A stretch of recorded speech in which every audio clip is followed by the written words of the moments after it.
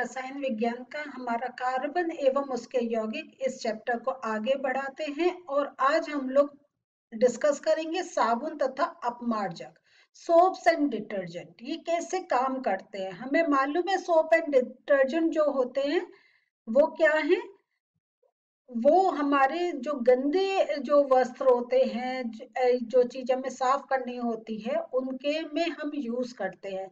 Soap हम अपने शरीर से भी, हम जो हमारे ऊपर डस्ट होता है उससे निकालने के काम में आता है। कपड़ों के ऊपर जो डस्ट होती है वो निकालने के काम आता है। सोप हम अपने फ्लोर्स को, सामान को साफ करने में।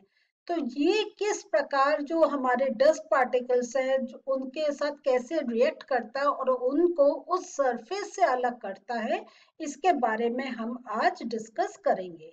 और ये हमारा इस चैप्टर का आखिरी टॉपिक है। इसके बाद हम प्रश्न और उत्तर करेंगे। तो चलिए स्टार्ट करते हैं, साबुन एवं डिटर्जेंट की बात करते हैं। तो यह साबुन अपमार्जक की और अपमार्जक की, तो ये साबुन के बारे में अगर हम बात करते हैं, ये साबुन के अणु क्या होते हैं, लंबी श्रृंखला वाले कार्बोक्सिलिक एसिड के सोडियम एवं पोटेशियम लवण होते हैं। और ये साबुन का जो आयनिक भाग होता है वो जल में घुल जाता है, जबकि कार्बन श्रृंखला जो होती है वो तेल मीन्स मैल जो होता है उसमें घुलती है। तो हम ये देख रहे हैं उसमें से दो चीजें निकल रही हैं, एक पार्ट जो जल में घुल रहा है और एक जो गंदगी है उस पर रिएक्शन कर रहा है। तो साबुन अपनी सफाई प्रक्रिया मिसल की संरचना बनाकर करता है। ये अभी हम देखते हैं मिसल क्या है। तो पहले हम मिसल के बारे में समझते हैं। ये जो होता है जब साबुन जल की सतह पर होता है, क्लियर हुआ। जब हमने क्या करा, साबुन लिया, उसको जल के साथ जब हमने मिक्स करा, तब इसके जो अणु अपने को इस प्रकार एक अरेंज कर लेते हैं कि इनका जो आयनिक हिस्सा होता है वो तो जल के अंदर चला जाता है और जो हाइड्रोकार्बन जो पूंछ वाला हिस्सा होता है वो बाहर होता है। ठीक है, ये देखिए यहाँ पे, ये देखिए ये तो जो हिस्सा ये तो जल की तरफ है और यहाँ पे जो हमने कह रहे तेल की बूंद मीन्स जो आपका गंदगी है, तो उसका जो पूंछ वाला हिस्सा होता है वो क्या होता है, वो जल के बाहर होता है और वो तैलीय मैल पर अपने केंद्र में वो एकत्रित हो जाता है, वो एक जगह एक कॉन्सेंट्रेट हो जाता है। ऐसे अणुओं का जब एक बड़ा समूह बन जाता है, इस संरचना को हम मिसेल कहते हैं। ये मिसेल की संरचना है। तो इस प्रकार से क्या होता है, जैसे आप जब ये साबुन के एड्स देखते होंगे तो उसमें दिखाते हैं कि वो गोल गोल सर्कल मैल पे अटैक कर रहे हैं। तो ये एक्चुअली वही वाला कॉन्सेप्ट होता है कि कैसे जो साबुन है वो एक मिसेल की संरचना डेवलप करता है और वो संरचना क्या करती है, वो उस पर वो अटैच हो जाती है मैल पर और फिर अपना प्रोसेस करती है। तो ये हम लोगों ने देख रहे हैं। अब जो मिसाइल की संरचना को हम अगर बात करते हैं तो ये मिसाइल की संरचना बनने के लिए साबुन के अणुओं में उनकी सिराओं की एक बहुत महत्वपूर्ण भूमिका होती है। और वो जो सिराएं होती हैं वो दो टाइप की होती है, एक जल रागी सिरा होती है और एक जल विरागी सिरा।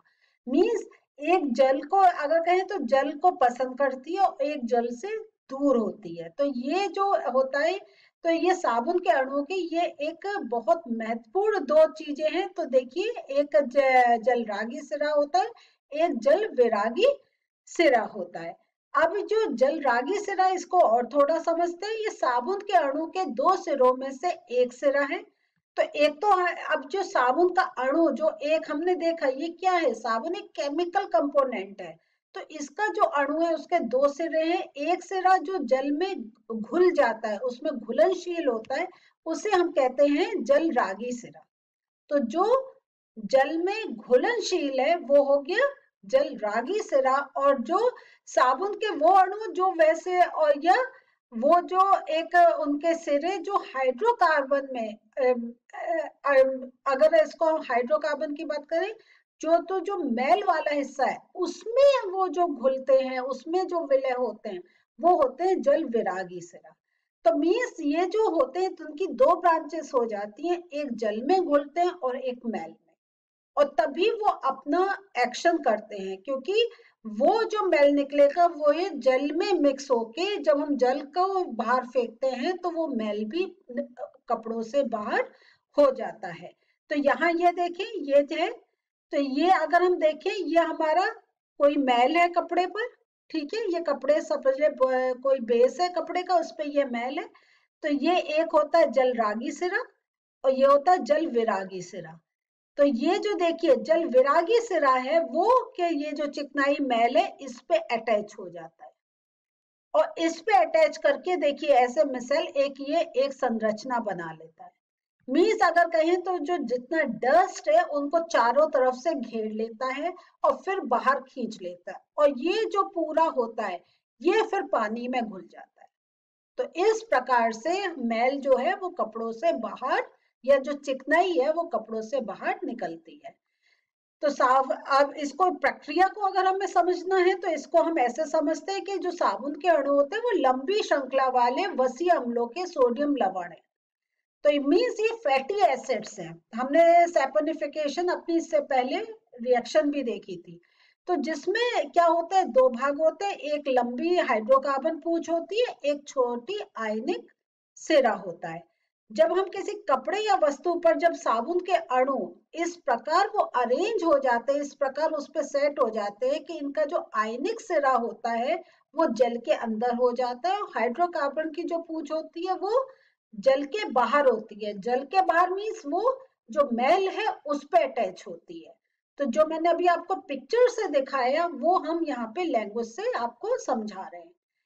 तो ऐसे अणुओं का बड़ा गुच्छा बनने के कारण क्या होता है, जल विरागी जो पूंछ गुच्छे के वो उसमें क्या होता है, एक आंतरिक हिस्से में होती चली जाती है, और जो उसका आयनिक सिरा होता है वो गुच्छों की सतह पर होता है, और ये एक वो मिसेल बन के और तैलीय मैल मिसेल के केंद्र में एकत्रित हो जाता है।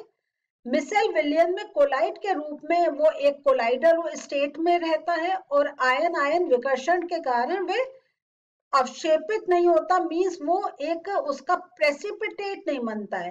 तो इसलिए वो क्या होता है, जब प्रेसिपिटेट वो तैरता हुआ मैल वो बाहर आ जाता है, जहाँ अगर हम रगड़ते हैं, डंडे से पीटते हैं, कैसे करते हैं, वो फिर वो बाहर आना स्टार्ट हो जाता है। कोलाइडल नहीं होता, नहीं तो वो और ज्यादा हमारे जो कपड़े के जो फाइबर्स होते हैं उसमें वो फंस सकता है। तो इसलिए वो फंसता नहीं है, वो बाहर आने लग जाता है और पानी में मिक्स हो जाता है। दूसरा एक हम पॉइंट देखते हैं कि साबुन कठोर जल के साथ झाग क्यों नहीं बनाता है।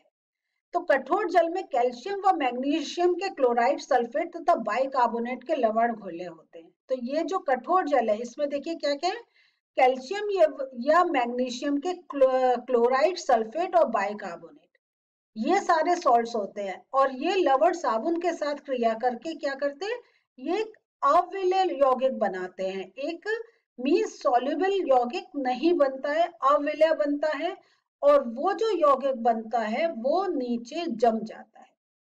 और इस कारण जो होता है साबुन में वो जब हम कपड़ा वो कुछ भी हम साबुन का कार्य करते हैं तो वो पूरा हमें झाग नहीं देता है, और हम जब हाथ में करते हैं हमें लगता है कि अभी भी साबुन है, जबकि ये सारे जो प्रोडक्ट्स का अगर वो कहें तो वो एक लेयर हमारे हाथ में होती है, एक्चुअली साबुन वो नहीं होता, साबुन तो निकल जाता है। अपमार्जक कठोर जल में भी प्रभावी है। जो हम डिटर्जेंट की बात करते हैं तो ये क्या होता है, अपमार्जक लंबी कार्बोक्सिलिक अम्ल श्रृंखला के अमोनियम और सल्फोनेट लवण होते हैं। इन यौगिकों पर आवेशित सिरा, ये जो होता है कठोर जल में उपस्थित जो आपके ये कैल्शियम और मैग्नीशियम आयनों का ये जो एक पदार्थ है जो पानी में घुलते नहीं है, वो अघुलनशील है। तो वो आयनों के साथ अलग अघुलनशील पदार्थ नहीं बनाते हैं, इस प्रकार वे कठोर जल में भी प्रभावी बन जाते हैं। मीन्स जो एक हमारा जब हमने अभी देखा था कठोर जल के साथ वो एक इनसॉल्युबल, एक हमारे पास कुछ ऐसे कंपोनेंट्स आ जाते हैं जो पानी में सॉल्युबल नहीं होते हैं, लेकिन जो अपमार्जक होता है वो इस प्रकार के प्रोडक्ट नहीं बनाता है, इसलिए जो अपमार्जक होता है वो कठोर जल में भी प्रभावी हो जाता है। तो आज हम लोगों ने क्या देखा कि हम लोगों ने देखा कैसे सबसे इम्पोर्टेंट बात कि जब हम सोप का यूज करते हैं, कुछ करते हैं, तो किस प्रकार जो मैल होता है उसमें वो उसके पार्टिकल्स कैसे वो एक दो पार्ट के होते हैं, एक पानी की तरफ पानी में विलय होते हैं और एक होते हैं जो पानी से दूर होके मैल में चिपक जाते हैं और फिर एक वो एक स्ट्रक्चर बनाकर वो एक अगर एक टाइप से कहें तो एक जो मिसल है मीन्स वो जो मैल है उसको वो कपड़े से अलग करके एक बाहर निकाल कर कपड़े से लाते हैं और उसका कोई कोलाइडल फॉर्म नहीं बनता है, वो इस प्रकार का बनता है कि वो बाहर पानी में आके और पानी के जैसे बाहर निकल रहा है उसके साथ वो जो डस्ट पार्टिकल्स है वो निकल जाते हैं। और हमने ये भी देखा कि कैसे जब हम कोई एक हार्ड वाटर में कपड़े धोते हैं, हाथ धोते हैं, कुछ साबुन का प्रोडक्ट लेते हैं, वो तो हमें किस प्रकार जो इंसॉल्युबल प्रोडक्ट्स बनते हैं वो रह जाते हैं और एक लेयर बना लेते हैं और हमें एक हाथ साफ या किसी चीज का एक साफ होने के बाद कुछ क्रिस्टल्स हमें बचे हुए दिखाई देते हैं। लेकिन जब हम डिटर्जेंट यूज करते हैं तब ऐसा नहीं होता क्योंकि उसका एक्शन अलग टाइप का होता है। तो ये जो चीजें हैं, हाँ थोड़ा सा आपको ये एक लर्निंग पार्ट है कि आप इसको ये बहुत नए टर्म्स हैं, बहुत नए कॉन्सेप्ट्स हैं, तो थोड़ा सा इसको आप पढ़ के इसको समझने की कोशिश करके और थोड़ा सा इसका लर्न करिए, तब आप ये पार्ट तैयार कर पाएंगे। इससे पहले के जो थे काफी हमें कॉन्सेप्ट्स पकड़ के हम कर सकते थे, लेकिन कुछ पार्ट तो लर्न भी करना पड़ता है। तो इसके लिए तैयार हो क्योंकि अगले सेशन में हम लोग थोड़े प्रश्न और उत्तर के साथ मिलने वाले हैं। बाय।